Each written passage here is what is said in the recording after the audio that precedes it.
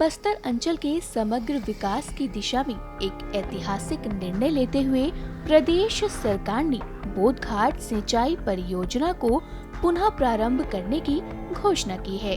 मुख्यमंत्री श्री विष्णुदेव साय के नेतृत्व में यह बहुप्रतीक्षित परियोजना अब विकास की नई धारा प्रवाहित करेगी, जिससे दंतेवाड़ा, बीजापुर और सुकमा जिलों के ग्रामीण अंचलों में स्थायी सिंचाई एवं ऊर्जा उत्पादन की मजबूत आधारशिला रखी जाएगी।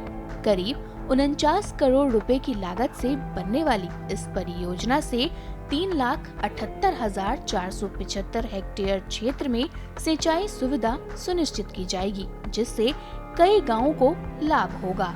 यह परियोजना बस्तर अंचल के कृषि क्षेत्र को नई ऊर्जा देगी तथा क्षेत्रीय खाद्य सुरक्षा को मजबूत करेगी।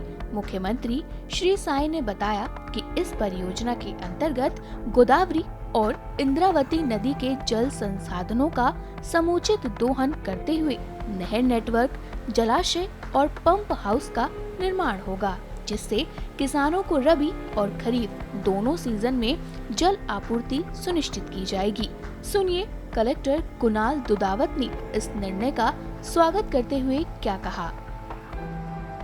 बोधघाट परियोजना के अंतर्गत हमारे छत्तीसगढ़ में जो दो मेन रिवर हैं उनके लिंकिंग और उनके वाटरशेड एरिया डेवलपमेंट का प्रोग्राम है। दंतेवाड़ा जिले के अंतर्गत हितामेटा, उडेनार और नेवनार ये तीन हमारे विलेजेस हैं जो इससे पार्शियली अफेक्टेड होंगे, लेकिन इसके साथ साथ जो इंद्रावती का पूरा बेसिन है उसमें वाटर की जो फैसिलिटीज़ हैं, सिंचाई की जो सुविधा है, इरिगेशन फैसिलिटीज़ हैं, उनमें वृद्धि होगी। जिले के अंतर्गत खरीफ के साथ साथ जो रबी की कृषि है उसके एरिया में भी बढ़ोतरी होगी और सिंचाई की सुविधा उपलब्ध होने से किसान जो है और अधिक समृद्ध हो पाएंगे।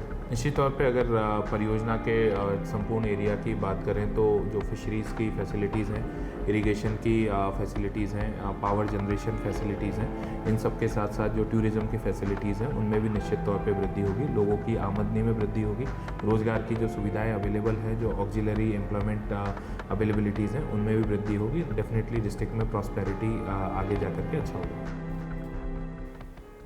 बता दें कि बोधघाट परियोजना से सिंचाई के साथ साथ विद्युत उत्पादन की भी सुविधा विकसित की जाएगी। इंद्रावती महानदी इंटरलिंक परियोजना के अंतर्गत करीब 125 मेगावाट बिजली उत्पादन और 4800 टन मछली उत्पादन का लक्ष्य निर्धारित किया गया है, जो क्षेत्र में अतिरिक्त रोजगार के अवसर भी उपलब्ध कराएगा। सुनिए भैरमगढ़ के एसडीओ प्रदीप कुमार डोंगरे ने इस पर क्या कहा।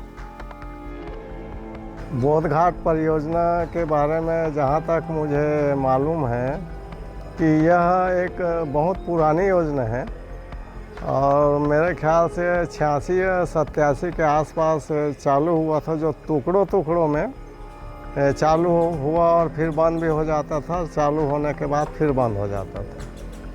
अभी ये पुनः स्टार्ट करने की योजना बनाई है सरकार ने, क्या कहेंगे इसके बारे में? ये पुनः स्टार्ट, अगर यह परियोजना स्टार्ट हो जाती है गवर्नमेंट के द्वारा तो यह स्वागत योग्य है, क्योंकि इससे ये तीन ज़िले जो हैं सुकमा, बीजापुर और दंतेवाड़ा, तीन ज़िलों में तो लगभग 3,50,000 हेक्टेयर क्षेत्र सिंचित होना ही है। साथ में इस योजना से बिजली उत्पादन होगा जो कि बीजापुर, सुकमा और तीनों जिलों के लिए पर्याप्त होगा।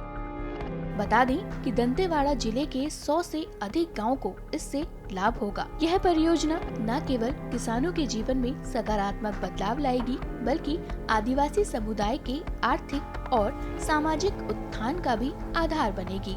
सुनिए इस पर स्थानीय व्यापारी नरेंद्र नाग ने क्या कहा।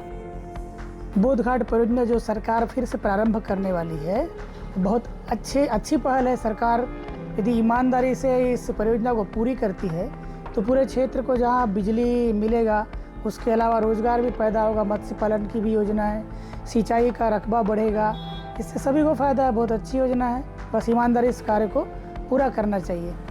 तो इस योजना से हमारे जो पूरे अंचल में विद्युत की कमी बनी हुई है, अंदर के जितने गाँव हैं वहाँ पे बिजली की सुविधा नहीं है, तो आसपास के सारे गांवों को बिजली की सुविधा मिलेगी। सरकारी योजनाओं में भी विद्युत की आवश्यकता पड़ती है, वो भी पूरी होगी। वहीं इस पर गीदम के सिंचाई विभाग के एसडीओ हरीश चंद्र नेताम ने भी बात की है।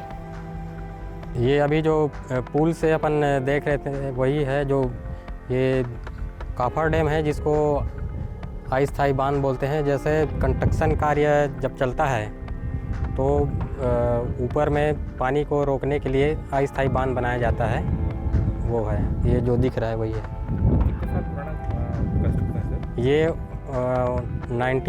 86 का है प्रोजेक्ट है। उस समय जिस समय जब प्रोजेक्ट शुरुआत हुआ था उस समय का बना हुआ है ये। लगभग 46 साल हो चुका है ये। अभी पुनः प्रारंभ करने का सरकार के द्वारा प्रोत्साहित किया जा रहा है।